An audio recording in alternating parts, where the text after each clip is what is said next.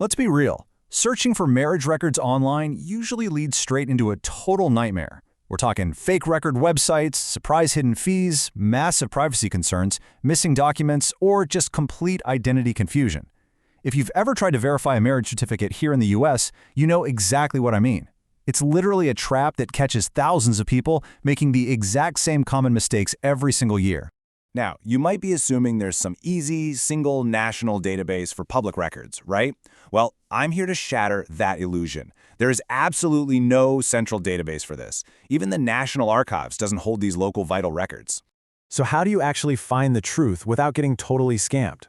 Welcome to this explainer. Today, we're giving you a direct, no-fluff, highly practical guide to safely navigating the U.S. marriage record maze. We're going to help you avoid those common search mistakes. Section 1. The Marriage Record Maze. Licenses versus certificates. Okay, so people confuse these two documents all the time. A marriage license, that's really just the application to get married. The marriage certificate, on the other hand, is the actual legally binding proof that the ceremony happened. So remember, you must search for the certificate if you want actual legal proof. Section 2. Why systems vary so much. State versus county. Finding that certificate is tricky because of this crazy jurisdictional split. See, state health departments usually hold the centralized indexes for basic verifications, but it's the local county clerks who retain the actual original documents.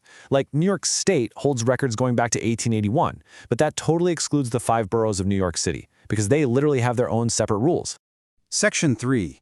Public versus confidential records. Beyond just geography, privacy laws actually dictate what information you can even access online. Take California, for instance. They offer 2 entirely different tracks. Public records are searchable and require witnesses, but they also offer confidential records. These are completely sealed to protect privacy. They don't require witnesses, and you'd actually need a court order just to look at them. Section 4. Dodging scams, fraud, and hidden fees. You really have to actively dodge fraud out there. To put it in perspective, romance scams alone cost victims over $1 billion in a single year.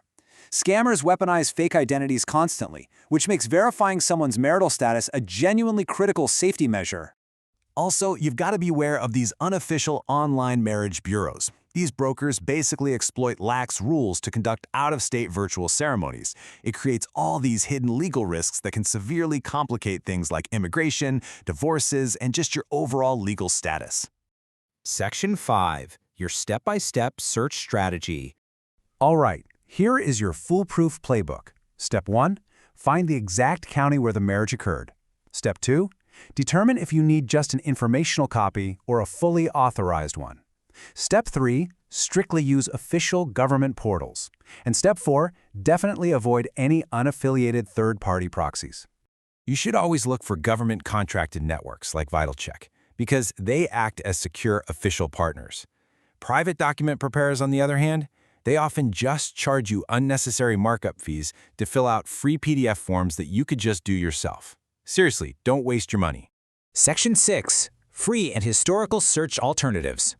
Now, what if you're just doing some casual genealogy research? Well, for records older than 50 or 100 years, sites like Family Search, local county official records, and municipal archives offer totally free methods to check and index, so there's absolutely no need to pay a broker for that.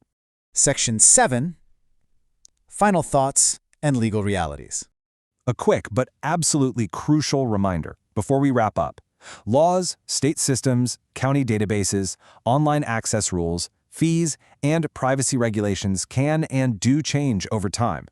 Always verify your information through official U.S., state, county, and government sources. And of course, never misuse anyone's personal information. It really leaves us with a provocative thought, doesn't it? Will this fragmented U.S. record system ever actually be centralized, or is all this administrative chaos simply the price we have to pay for our privacy? Either way, you are now informed, prepared, and fully confident to navigate these public records on your own.